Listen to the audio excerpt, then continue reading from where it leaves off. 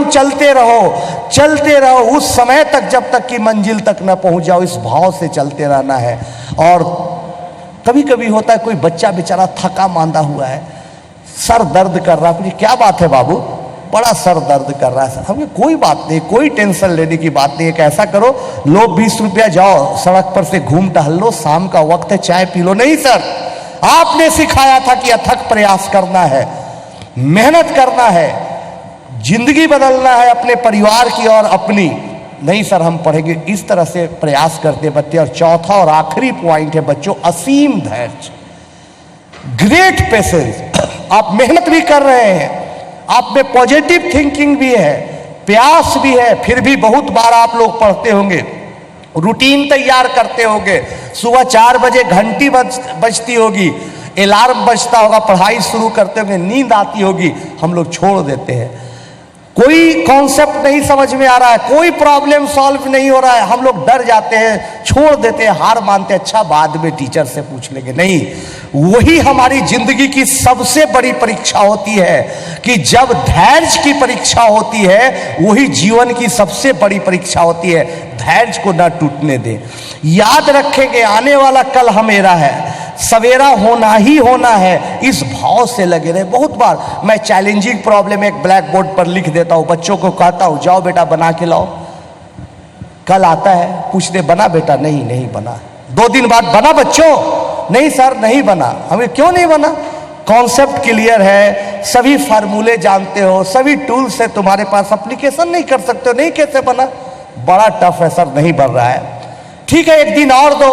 नहीं sir, solution बता दीजिए। हम कह रहे एक दिन और दो, हो सके जिस तरीके से तुम सवाल बनाओ वो नया हो, वो ऐसा हमने आज तक सोचा ही नहीं, एक बार और ट्राई करो। बच्चा कहता है सर कल ही तो ट्राई किए, बहुत देर तक प्रयास किए, कुछ नहीं रास्ता दिखाई पड़ रहा है, कैसे सॉल्यूशन को आगे लेके जाए पता नहीं चल रहा, पूरा अंधकार दिखाई पड़ रहा है, अंधेरा ही अंधेरा दिखाई पड़ रहा है। हम बच्चों के कहते, जितनी रात अंधेरी हो रही है बच्चों, जितनी रात गहरी हो रही है, समझो सवेरा के तुम उतने ही करीब जा रहे हो। इस भाव से लग जाओ एक बार, और बच्चा इस भाव से लगता है और सवाल आखिरकार बन ही जाता है। तो मेरे दोस्तों, मेरे बच्चों, ये 4 बातों को अगर आप मन में लेके चलते हैं, रात दिन एक करके परिश्रम करते हैं, तो याद रखना बच्चों कि आपके जीवन में एक क्रांतिकारी परिवर्तन आएगा और आपको लगेगा कि आने वाला भविष्य, आने वाला कल हमारा ही है। धन्यवाद। Thank you so much. और अब बच्चों आपकी बारी है। अगर आप में से कोई भी एनीवन या कोई पेरेंट कोई अगर सवाल पूछना चाहें तो प्लीज़ आप अपना हाथ खड़ा कीजिए। हमारे साथी आप ही के आसपास हैं, प्लीज़ इस मोमेंट को जाने मत दीजिए। कोई भी, जो भी बच्चा कुछ भी पूछना चाहें प्लीज़। एक बच्चे हमारे साथ है, आपके मन में किसी भी तरह का कोई भी सवाल है आप पूछ सकते हैं, क्योंकि आज आपको सवाल वैसे सवाल आप पूछ सकते हैं जिसको आप जवाब अच्छे तरीके से जान पाएंगे। जी पूछिए सवाल। प्रणाम सर, मेरा नाम कुमारी देविका साहू है, मैं बालोद से हूँ। सर मेरा सवाल यह है कि हमारे मन में कभी कभी नेगेटिव थिंकिंग आता है, तो उसको कैसे दूर करें? मतलब नहीं सोचना चाहते फिर भी आ जाता है कभी कभी, तो उसको कैसे फेस करें? बहुत बार जीवन में हमारे भी लाइफ में निगेटिव थॉट्स आता है, लेकिन जब आप अभ्यास करेंगे और मेहनत करेंगे, अब मेहनत करते करते कुछ पॉजिटिव चीज़ें सामने आएंगी, उसी को याद किए कि भाई हो सके ऐसा हुआ हो, ऐसी बातें हुई हो कि आज से 1 साल पहले, 6 महीना पहले एक छोटी सी बात हो, एक छोटा सा मैथमेटिक्स का प्रॉब्लम हम कर रहे हो, नहीं बना हो, 1 दिन लगा हो, 2 दिन लगा हो, तीसरे दिन बन गया हो, तो उम्मीद की किरण वहां से प्राप्त करें। देखिए अच्छा 3 दिन दिया तो सवाल बना, यानी मेहनत करने से, लगातार प्रयास करते रहने से काम बनता है, चीजें आसान होती है। तो ठीक है, अभी निगेटिव थॉट्स है, हमें निगेटिव थॉट्स लाकर अपने आप को ढीला नहीं छोड़ना है, बल्कि प्रयास जारी रखना है, और जैसे उस दफा सफलता मिली थी उससे भी बड़ी सफलता मिलेगी। जैसा कि हमने अभी बताया, जितनी रात गहरी हो रही है, अंधेरी हो रही है, सवेरा उतना नजदीक है। ये भाव के साथ आगे बढ़े कि ठीक है कठिनाइयां आ रही हैं, तकलीफें आ रही हैं, प्रॉब्लम्स फेस मैं कर रही हूँ, फिर भी उतने ही मैं सॉल्यूशन के करीब हूँ। और सर जैसा कि ऐसा सोचते हैं कि एक ही सवाल को ज़्यादा टाइम देंगे तो फिर मैनेजमेंट नहीं हो पाएगा बाकी क्वेश्चन के लिए, तो ऐसा कैसे करेंगे? हमारा ये मानना है बच्चों कि आप मान लिया जाए कि ट्रिगोमेट्री पढ़ते हैं, कोई एक चैप्टर आइडेंटिटी नाम है, जस्ट ऐसी है, उसमें आप 10 सवाल बनाते हैं और 10 सवाल का सॉल्यूशन आप देख लेते हैं या हिंट के आधार पर बनाते हैं या टीचर के सहयोग से बनाते हैं, उससे बहुत ज़्यादा फायदा है कि 10 दिनों में एक ही सवाल बनाइए। जब आप अपने से संघर्ष करेंगे, अपने से प्रयास करेंगे, फायदा उसका है। मान लिया जाए कि रायपुर में एक जगह है कोई, वहाँ पर आपको जाना है, यहाँ से 5 किलोमीटर दूर, आपको रास्ता नहीं देखा हुआ है, कोई आदमी आपको गाड़ी में बैठाया, वहाँ छोड़ दिया, आप रास्ता नहीं देख पाएंगे, फिर अगला दिन भी आप खोजे नहीं देख पाएंगे। लेकिन अगर एक दिन रास्ता आप अपने से खोजिएगा, भूल जाएंगे आप, भटक जाएंगे आपको तड़प होगी, बेचैनी होगी, गुस्सा आएगा, फिर भी आप खोजेंगे, तो आप इतना आप अनुभव सीख लेंगे कि अगली दफा उस रास्ता क्या, उससे मिलते जुलते रास्ते पर भी चलेंगे तो जगह पर जल्दी पहुंचेंगे। जी, thank you sir. Thank you sir. हाँ, और कोई स्टूडेंट? जी जी, प्लीज़ माइक ले जाइएगा, यहाँ ऐसो। प्रणाम सर, मेरा नाम तेजस्विनी साहू है और मैं प्रयास रायपुर से हूँ। सर, मैंने भी जेईई में क्वालिफाई कर लिया था, लेकिन एडवांस में मैं चूक गई थी। तो फिर सर एडवांस में मुझे केमिस्ट्री और फिजिक्स में बहुत ज़्यादा प्रॉब्लम्स क्रिएट हुआ था। तो फिर केमिस्ट्री में जो एक्सेप्शंस होता है उसको किस तरफ से हैंडल करना चाहिए, ये जानना चाहती हूँ मैं। दरअसल में ऐसा है कि कोई केमिस्ट्री में आपको स्ट्रॉन्ग करना, तो सबसे पहले एक आप हर चैप्टर को एक बार देखिए, उसके लिस्ट को, और एक अपनी सूची तैयार करिए, अपना एक लिस्ट बनाइए कि किस किस टॉपिक में आपको तकलीफें सबसे ज़्यादा है, उस टॉपिक पर फोकस करिए। उसको एनसीईआरटी किताब दी बेस्ट बुक है। हम लोग केमिस्ट्री के बारे में जो बच्चों को पढ़ाते हैं तो एनसीईआरटी की किताब ही पढ़ा देते हैं, वो मोर देन सफिशिएंट है। फिर उसके बाद पुराने जेईई एडवांस के जो सवाल हैं, जेईई मेन के सवाल हैं, उसको करना सबसे ज़्यादा फायदामंद है, करिए। और आने वाले भविष्य में हम लोग एक टेस्ट लेंगे, जिन बच्चियों का इस बार एडवांस छूट गया है उनके लिए हम लोग एक अलग से तैयारी भी करवाएंगे। और सर फिजिक्स के लिए? फिजिक्स के लिए हम लोग भी बोलते हैं एच.सी. वर्मा की किताब सफिशिएंट है, उसको पढ़िए और हर चीज़ का हाउ एंड वाई समझिए। कोई सवाल तुरंत उसका सॉल्यूशन मिल जाए या टीचर बता जाए, इसके ख्याल को छोड़कर अपने से प्रयास करिए तो फायदा ज़्यादा होगा। ठीक है, thank you sir. Thank you Tejaswini ji. और कोई सवाल? तो सर की क्लास जारी है, बिल्कुल प्लीज़ चूके मत। हाँ प्लीज़ वहाँ ले जाइए माइक।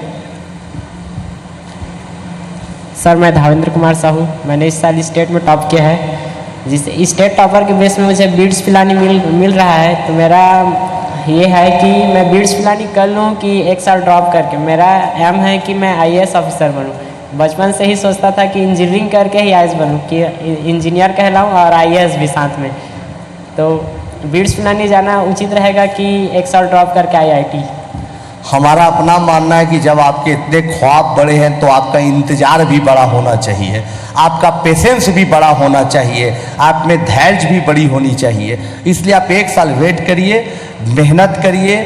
छत्तीसगढ़ सौभाग्यशाली है कि यहाँ बहुत अच्छे अच्छे आईएएस ऑफिसर्स हैं जिन्होंने छत्तीसगढ़ की तस्वीर को बदली है। ओपी चौधरी जी यहाँ के डिस्ट्रिक्ट मजिस्ट्रेट है, कितना बढ़िया काम करे, वैसे ही काम करके समाज में आप बदलाव लाइए। तो एक साल आप वेट करिए हमारे राय से। थैंक यू धावेन जी। हाँ, जोरदार तालियां बजाती रहिए, जगाते भी रहिए। और सर नसीब से मिलते हैं, इतना टाइम कम ही मिलता है इस क्लास में। जी श्योर। हाँ जी, हाँ जी, प्लीज़ ले जाइए। हेलो सर, मैं अल्तमस साबरी। सर, पूछना था आपसे कि मैं ड्रॉप लेके अभी आईआईटी एग्ज़ाम की तैयारी करूँगा, तो मेन फोकस मैं एडवांस पे दूँ कि दोनों को सर इक्वल दूँ, क्योंकि एडवांस का सिलेबस थोड़ा सा डिफरेंट हो जाता है। तो सर उससे बता दीजिए कि एडवांस मेन फोकस रखना चाहिए आईआईटी के लिए कि दोनों को इक्वल देना चाहिए। हमारे समझ से आप या तो एडवांस हो या तो जेईई मेन हो, हमेशा बेसिक कॉन्सेप्ट्स आपका क्लियर है, प्रॉब्लम सॉल्विंग का अप्रोच क्लियर है, तो आप कोई भी सवाल आप बना सकते हैं।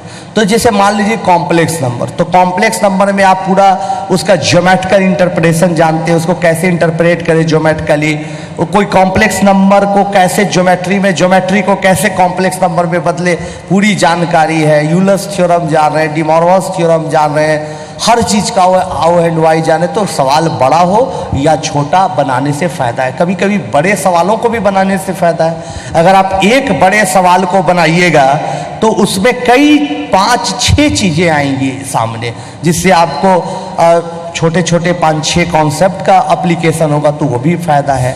और अभी जैसा कि हमारे बड़े भाई अजय जी ने कहा आपको कि एडवांस के प्रॉब्लम को बनाने में बहुत कंसंट्रेशन चाहिए, क्योंकि आजकल व्हाट्सएप का ज़माना है। एक सवाल को अगर आप अभ्यास करिएगा तो 1 घंटा लगेगा, और 5 ही मिनट आप टाइम दिए, टंग से मोबाइल बच जाएगा, उधर ध्यान भटकाव आ गया। तो एडवांस का ही तैयारी बहुत कठिन है, उसमें धैर्य की ज़रूरत है, तो उसको साधिए। Thank you sir. Thank you Altamash ji. और कोई सवाल हमारे बीच? हेलो, प्रणाम सर। मैं भावना सेन धमतरी से हूँ। हम कॉम्पिटिटिव एग्ज़ाम दिलाते हैं तो बहुत से माइनस मार्किंग कर जाते हैं। एग्ज़ाम जाते तो और डर जाते, तो आपसे जानना चाहती हूँ कि अपना धैर्य कैसे बनाए रखें। अभी इसका जवाब, एक सवाल का बीच में जवाब हम अजय जी से रिक्वेस्ट करेंगे कि संक्षेप में दें। सर, आपने 2-3 बार बोला धैर्य बनाइए, तो उन्होंने ये पूछ लिया कि धैर्य कैसे बनाएं। देखिए, सर ने दिया है मौका, तो मैं आपसे बताना चाहता हूँ कि एग्ज़ाम से डरना तो बिल्कुल नहीं चाहिए। मैं जब 10th क्लास में पढ़ता था तो मेरे को पढ़ाई में बिल्कुल मन नहीं लगता था, और दशहरा का वक्त था। लोग हमारे बिहार में, झारखंड में आते हैं, एक दूसरे के घर में आते हैं मिलने के लिए। तो मेरे घर में भी आए। सब लोग जब चले गए तो मेरी माँ ने कहा कि बेटा, यदि तुम फर्स्ट नहीं करोगे तो हम अपना चेहरा अपने सोसाइटी में कैसे दिखाएंगे। तो उस दिन मैं बड़ा परेशान हुआ कि मेरे कर्मों का फल, बुरा फल मेरे पेरेंट्स को क्यों भुगतना पड़े। और रात भर मैं सो नहीं पाया। दूसरा दिन किताब पलटा। अब आप समझ सकते हैं, 10th क्लास में था, दशहरा खत्म हो गया था। किताब पलटा, कुछ समझ में नहीं आ रही थी। 1 दिन, 2 दिन, 3 दिन, लेकिन मुझे केवल एक ही चीज़ दिमाग में आई कि अब मुझे पढ़ना है। इसलिए पढ़ना है कि मेरी माँ मेरे सोसाइटी में अपना चेहरा दिखा पाए। और पढ़ने स्टार्ट किया। अब टीचर के पास गया, किताब खोला, समझ में नहीं आती थी, लेकिन पहला चैप्टर स्टार्ट किया मैं। पहला चैप्टर में 10th में, उस टाइम में S = UT + ½ AT² एक क्वेश्चन हुआ करता था, और एग्जाम में जरूर आता था एक, और उसी के जैसा दूसरा क्वेश्चन। तो हुआ यूं कि जब मैं किताब का पहला क्वेश्चन पूछा टीचर से, तो उन्होंने कहा, अजय, मैंने तो पूरा सिलेबस खत्म कर दिया, तुम पहला चैप्टर पूछ रहे हो। मैंने कहा, सर, सिलेबस तो आपने खत्म किया था, मैं तो आज से पढ़ाई स्टार्ट किया हूं। और उन्होंने क्या किया कि समझा दिया मेरे को, S = UT + ½ AT² प्रूफ। बोला, समझ गए? तो मैंने कहा, समझा नहीं। फिर उन्होंने दोबारा समझाया, फिर बोला, समझ गए? तो मैंने कहा, सर, नहीं समझ पाए। फिर 3rd टाइम जब समझाए और मैंने कहा समझ नहीं पाया, तो वो मेरे ऊपर काफ़ी नाराज हो गए। और जब टीचर नाराज होते हैं तो आपको मालूम है ना, वो कितना आशीर्वाद देते हैं, तुम्हारे भेजे में कीड़े हैं, कूड़े हैं, पता नहीं क्या क्या। तो सब कुछ सुना। इसी बीच में हमारे फादर सुने कि क्या बात है। उन्होंने पूछा, मास्टर साहब क्या बात है? तो बोला, देखिए ना अंकल, इसको समझा रहा हूँ, समझ नहीं रहा, अभी आपके सामने फिर से समझाता हूँ। फिर से उन्होंने समझाया, मैं नहीं समझा। तो मैंने कहा, याद हो गया बट समझा नहीं। मैं नहीं समझा, मेरे पापा समझ गए। उन्होंने बोला, मास्टर साहब, कल मैं आपको भी समझा दूंगा और इसे भी समझा दूंगा। तो सेंस मेरा ये कहना ये है कि जब तक आप किसी चीज को समझते नहीं, तब तक आगे बिल्कुल मत बढ़िए। और समय का नहीं देखिए। मेरा स्कूल में भी CR बहुत अच्छा था। कैसा था, सुनेंगे क्या? जरूर सर। 80% टीचर हमें देख करके भाग जाते थे, और 20% को देख करके मैं भाग जाता था। कितना अच्छा था, आप सोचो। मतलब टीचर और स्टूडेंट से मुलाकात नहीं होती थी। लेकिन चूंकि गवर्नमेंट स्कूल में पढ़ता था, टीचर भी पढ़ाने पर इंटरेस्टेड नहीं होते थे। बट दशहरा के बाद से मैंने पढ़ना स्टार्ट किया, दिन रात पढ़ना स्टार्ट किया। मेरी माँ सुबह 4 बजे उठती थी, उन्होंने भी मेरे को सोते हुए नहीं देखा। तो जस्ट मैं ये कहना चाहूंगा कि कंप्लीट, निरंतर आप प्रयास करते रहिए। दशहरा से लेकर के मार्च तक में यदि मेरे जैसा सबसे पिछड़ा हुआ बच्चा, सबसे बेवकूफ स्कूल का बच्चा स्कूल का उस जमाने में फर्स्ट डिवीजन कर सकता है, तो मुझे भरोसा है आप सब लोग मेरे से बहुत अच्छे हैं। केवल जरूरत है अपने आप को कंसंट्रेट करने का। आप लोग कंसंट्रेट करिए अपने ऊपर। क्या बात थैंक है, you so much sir. Thank you. जोरदार तालियां हो जाए। Thank you Ajay sir ji. Hello sir, मैं नीतू राज साहू अभी NIT रायपुर से इंजीनियरिंग कर रही हूँ। मेरी बहन अभी एडवांस की कोचिंग के लिए बाहर गई हुई, तो वो यहाँ नहीं आ पाई। वो मेंस क्वालिफाई कर चुकी है, एडवांस नहीं कर पाई। वैसे मेरे साथ भी यही हुआ, मैं 1-2 मार्क्स से एडवांस क्वालिफाई करने के लिए रह गई। तो मैं ये पूछना चाह रही हूँ कि अगर किसी बच्चे के लिए एडवांस क्रैक करना आसान होता है, जबकि कंटिन्यूसली उसके प्रीवियस टेस्ट में लो मार्क्स आ रहे हैं या फिर किसी वजह से नहीं आ पा रहे, पर उस बच्चे को पता है कि वो कर सकता है, तो मैं क्या पूछना चाह रही हूँ कि क्या वो बच्चा एडवांस क्रैक कर सकता है? देखिए, सब कॉन्फिडेंस का खेल है। जो IIT का टेस्ट होता है 1 दिन का होता है, किसमें कितना कॉन्फिडेंस है। जो शुरू से जिसके मन में निगेटिव थॉट्स आ गया कि कर भी सकते हैं या नहीं, अरे IIT तो टॉप कर जाता है, आजकल लगभग 100% लोग बना देते, तो एडवांस क्रैक करना कोई बड़ी बात नहीं है। मन में केवल ये भाव होना चाहिए कि जब हम JEE मेन कर गए तो हम एडवांस भी कर सकते हैं। हम सुपर 30 में तो हर साल 30 बच्चों को बहुत करीब से देखते हैं, उनको पढ़ते हैं, समझते हैं, उनके मन को पढ़ते हैं, उनके नंबर्स को पढ़ते हैं। बहुत बार ऐसा होता है JEE मेन बहुत अच्छा नहीं हुआ, लेकिन इस बीच में उनका मोरल बहुत हाई हो गया, उनको कॉन्फिडेंस आ गया, तो वो बच्चे बहुत अच्छा कर जाते हैं। तो ये हमेशा याद रखिए कि एडवांस होगा और बहुत अच्छे से होगा। और सर, अगर हम एडवांस का कोई क्वेश्चन लेके बैठे हैं और बार बार बना रहे पर वो नहीं बन रहा है, तो क्या हमें वो स्किप करके आगे बढ़ना है या फिर उसी क्वेश्चन पे जब तक वो ना बने? उस क्वेश्चन को आप देखिए और उस क्वेश्चन का सॉल्यूशन देखिए। सॉल्यूशन में देखिए कि क्या कमी रह गई थी जिसके चलते नहीं बने, वो स्टेप हम कैसे छूट गया, उसको एक नोटबुक में नोट करिए, तो बड़ा फायदा करेगा। हम लोग जनरली कोई सवाल नहीं बनता है, उसका सॉल्यूशन देखते हैं और जस्ट आगे बढ़ जाते हैं, तो वहीं चूक हो जाती है। हम लोग उसमें क्या कमी रह गई थी उसको नोट करेंगे और अगली दफा, अगली बार उस कमी की पुनरावृत्ति न हो, इसका ख्याल रखें। Thank you sir. Thank you ji. प्रणाम सर, मेरा नाम रितु साहू है, मैं सूरजपुर जिला से आई हूँ। मेरा सवाल ये है कि मेरा इस बार टॉप 10 में नहीं आ पाया। मैंने बहुत प्रयास किया था, रात दिन बहुत पढ़ाई की थी, फिर भी मेरा 7 नंबर से टॉप 10 में नहीं आ पाया। फिर भी मन में ये अब हो गया है कि अब मैं कुछ नहीं कर पाऊँगी, मतलब मैं सबसे नीचे ही हूँ। तो ये मेरे जो मन में ये जो सवाल है, इसको दूर कैसे करूँ? मैंने बहुत सोचा कि ये सबको भूल के आगे बढ़ूँ, लेकिन नहीं बढ़ पाई।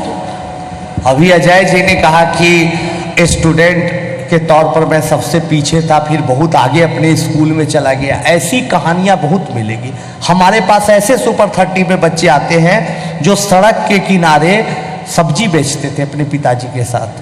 ऐसे सुपर 30 में बच्चे आते हैं जो ऑटो चलाते थे, कुछ नहीं जानते हैं। अचानक उनके जीवन में कोई घटना घटती है। निधि, एक बच्ची, निधि झा, बनारस की बच्ची हमारे पास आती है। उसके मम्मी पापा मंदिर साफ करने का काम करते हैं, झोपड़पट्टी में रहते हैं। अचानक एक दिन मंदिर में देखती है निधि कि एक आदमी आके कहता है, या भगवान, हमारे माता पिता हमें पढ़ाया, इतना अच्छा बनाया, हमारे बच्चे को भी अच्छा बना दे, इंजीनियर बना दे। साफ करते करते जमीन निधि ये सुनती है, उसके मन में उस दिन से विश्वास जगता है, क्रांति होती है, लेकिन पढ़ने में कुछ नहीं है। उस दिन से शुरुआत करती है, जब जागो तब सवेरा करती है, और करते करते हमारे पास आती है, पढ़ के आती है।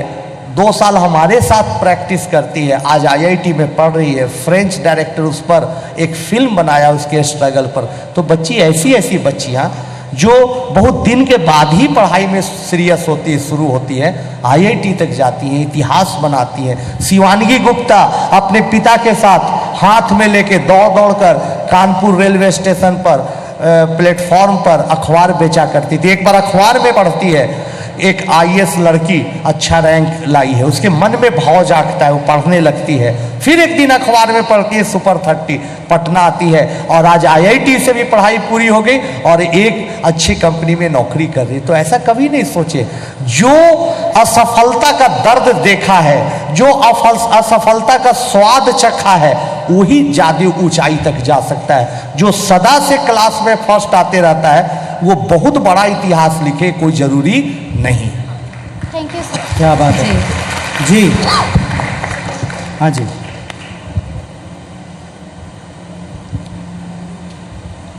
हेलो सर, मेरा नाम इशिका जैन है, मैं कवर्धा से आई हूँ। आपने जैसा कहा कि हमें अपनी पढ़ाई पे कंसंट्रेशन करना चाहिए। कंपटीशन एग्ज़ाम्स के लिए जब कोचिंग करो तो हमें लगातार 12 से 15 घंटे तक पढ़ना पड़ता था, तो हम ऐसा क्या करें कि हमारा कंसंट्रेशन पढ़ाई पे बना रहे?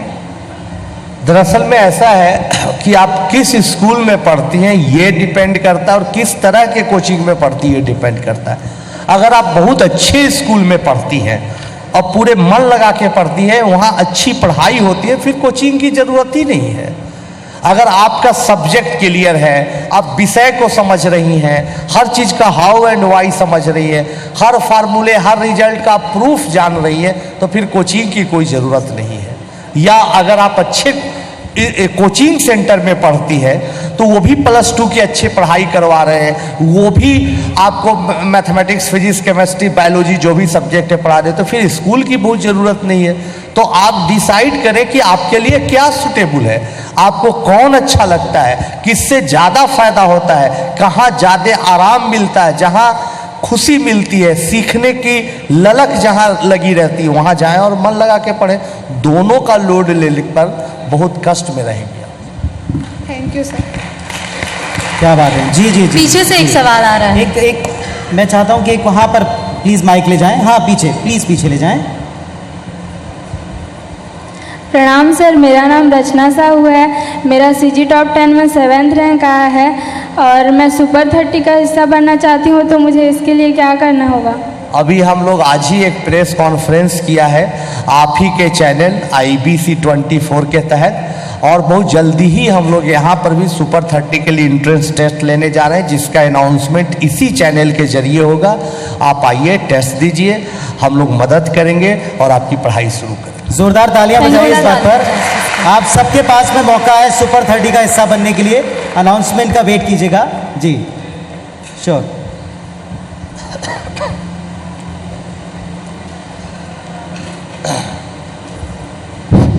सर मेरा नाम अजय कुमार देवंगन है, मैं बलौदा बाजार से हूँ। मैं सिविल सर्विस में जाना चाहता हूँ, तो सर मैं कैसे तैयारी करूँ जिससे मैं अपने टारगेट को अचीव कर सकूँ और कैसे कंसंट्रेट करूँ? आप जब भी ग्रेजुएशन कर रहे हो तो जो भी सब्जेक्ट आपने सेलेक्ट किया है उसको अच्छे तरीके से पढ़ें। NCERT के अलावे कुछ और किताबों को पढ़ें, GK GS इंग्लिश ये सब सब्जेक्ट को भी साइड बाय साइड पढ़ते रहें। जब आपका ग्रेजुएशन ख़त्म हो जाए, जब आपका बैचलर डिग्री पूरी हो जाए, उसकी पढ़ाई पूरी हो जाए, तब फिर आप प्रिपरेशन शुरू करें, उसके क्वेश्चंस वगैरह बनाने शुरू करें। कुछ आपके स्टेट में अच्छे अच्छे IAS ऑफिसर हैं, हमने जैसे बताया OP चौधरी जी लोगों को गाइड करते हैं, कुमार गौरव सिंह गाइड करते हैं, मुकेश बंसल जी, ये लोग बहुत अच्छे लोग हैं। अगर आप सच में आप में प्यास है उनसे मिलिएगा तो, और नए IAS लोग हैं जो आते रहते हैं आपके ज़िले में, बहुत अच्छे लोग हैं यहाँ छत्तीसगढ़ में, वो आपकी मदद ज़रूर करें।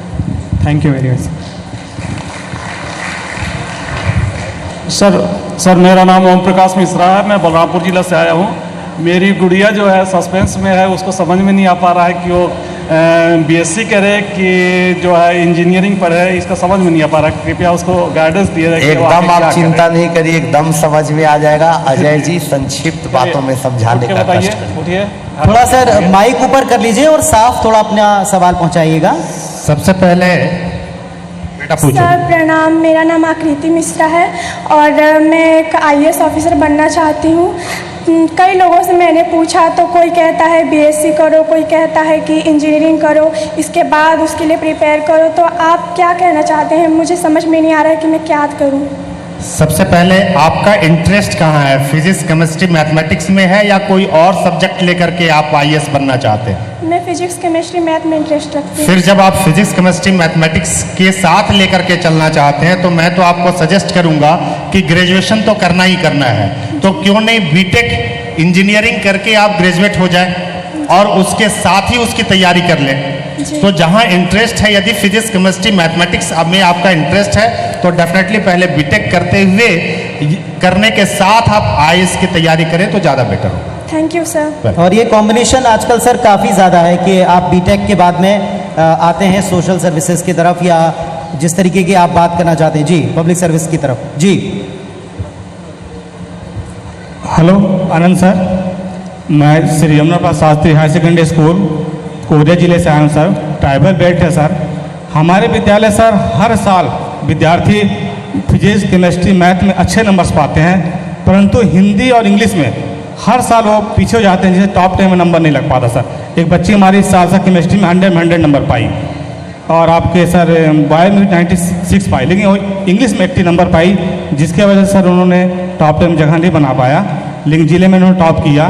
तो हिंदी और इंग्लिश तैयारी कैसे किया जाए सर, ये थोड़ा सा मार्गदर्शन देंगे सर हमारे विद्यार्थियों के लिए। भाषा की जानकारी बहुत ही जरूरी है।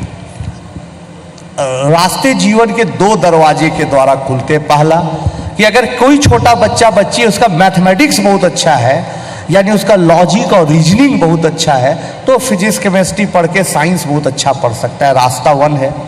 दूसरा रास्ता है कि अगर कोई अच्छा से लिख सकता है, एक्सप्लेन कर सकता है चीज़ों को, तो और अच्छा है। लेकिन बहुत अच्छा है अगर दोनों है बच्चों में। तो लैंग्वेज पर कमांड करने के लिए सबसे ज़्यादा जरूरी है कि पढ़ें अच्छे अच्छे लेखकों की किताब, अच्छे अच्छे राइटर्स के लिखी किताबें, अच्छे अखबार, अच्छे मैगजीन पढ़ें, और जो उसका सेंटेंस फ्रेमिंग है, चाहे हिंदी की बात हो या इंग्लिश की बात हो, उसको देखे सीखे, और तब लिखते लिखते जो आदमी जितना अधिक सुनता है, जितना अधिक पढ़ता है, उतना ही अच्छा बोल या लिख सकता है। तो उन बच्चों को पढ़ने का, सुनने का अभ्यास डलवाए और उसके बाद उनको लिखने का अभ्यास डलवाए, फायदा जरूर होगा। जी सर, मेरा नाम नील कुमार है। मैं ये जानना चाहता हूँ कि कंपटीशन एग्जाम की तैयारी बिना कोचिंग के मैं स्वयं से कैसे कर सकता हूँ? किस चीज़ की तैयारी? कंपटीशन एग्जाम की तैयारी। 100 अध्याय सबसे बड़ा अध्याय होता है। सेल्फ स्टडी से बढ़िया कुछ नहीं होता, टाइम ज़्यादा लगता है। वैसे स्थिति में जब मैं खुद स्टूडेंट था, बहुत गरीबी के दौर से गुजरता था 9th 10th में, हमारे पास ट्यूशन पढ़ने के पैसे नहीं थे, तो हमारे मोहल्ले के आसपास एक संजय जी थे। वो IIT की तैयारी करते थे, पढ़ने में बड़ा अच्छे थे और अच्छे इंसान भी थे। उनसे कभी कभी कुछ पूछ लेता था। जैसे मान लिया जाए एक चैप्टर पढ़ा, नहीं समझ में आई बात, फिर एक बार और पढ़ा, कुछ बातें रह गई, तो उनसे थोड़ी मदद ले लेते थे। तो आपके ग्रुप में जो अच्छे स्टूडेंट हैं, आपके सीनियर हैं, उनसे संपर्क में रहिए, ग्रुप बनाइए। अगर आपको कोई दिक्कत हुई तो आपके मित्र, और आपके मित्रों को दिक्कत हुई तो आप एक दूसरा का सहयोग करेंगे तो ट्यूशन से बच सकते हैं। जी थैंक यू सर। चलिए, तो गाइडेंस मेन है और वो कहीं से भी मिले आप प्राप्त कर सकते हैं, इसीलिए आप कोचिंग का रुख भी करते हैं। ग्रुप स्टडीज़ की इन्होंने बात की है, तो ग्रुप स्टडीज़ मुझे लगता है काफ़ी ज़्यादा फायदेमंद रहती है हमेशा के लिए, क्योंकि हर बार हर बच्चे की कैपेसिटी अलग होती है। तो कई बार हमें जो चीज़ समझ नहीं आ रही शायद हमारे फ्रेंड को समझ में आ जाए, तो ग्रुप स्टडीज़ पे मैं भी बिलीव रखती हूँ हमेशा से। जी जी, यहाँ से एक सवाल, ये पीछे से एक सवाल आ रहा है। जी प्लीज़।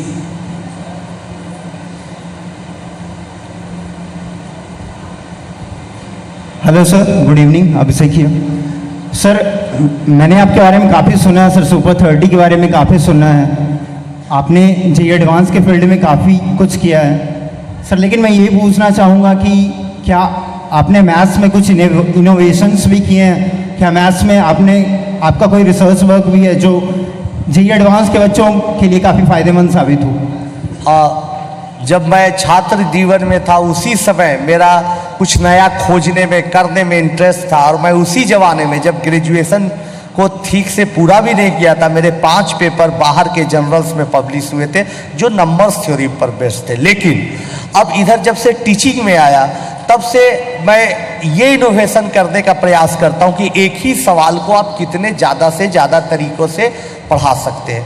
अभी जब आपने इतना बढ़िया सवाल पूछा, तो हम यहाँ के आयोजकों से, इस टीवी चैनल से ये रिक्वेस्ट करेंगे कि आने वाले टाइम में कहीं पर हमारा 1 घंटे का एक लाइव प्रोग्राम करें मैथमेटिक्स के कुछ कॉन्सेप्ट पर, जिसको इस देश के कई प्रदेश के बच्चे जिसका लाभ उठाए, वो सीधा प्रसारण भी उसका हो और साथ साथ बाद में उसको डिजिटल मीडिया के तहत कंप्यूटर में डाल भी दिया जाए कि कोई ऑनलाइन उसको पढ़ सके। तो उसमें हम दिखाने का प्रयास करेंगे कि एक ही सवाल को, चाहे वो ज्योमेट्री का सवाल, उसको कैसे अलजिब्रा से बनाया जा सकता है, कैसे कैलकुलस से बनाया जाता है, कैसे ट्रिगोमेट्री से बनाया जा सकता है, उस सवाल को और एक्सपैंड कैसे किया जा सकता है, उसको छोटा कैसे किया जा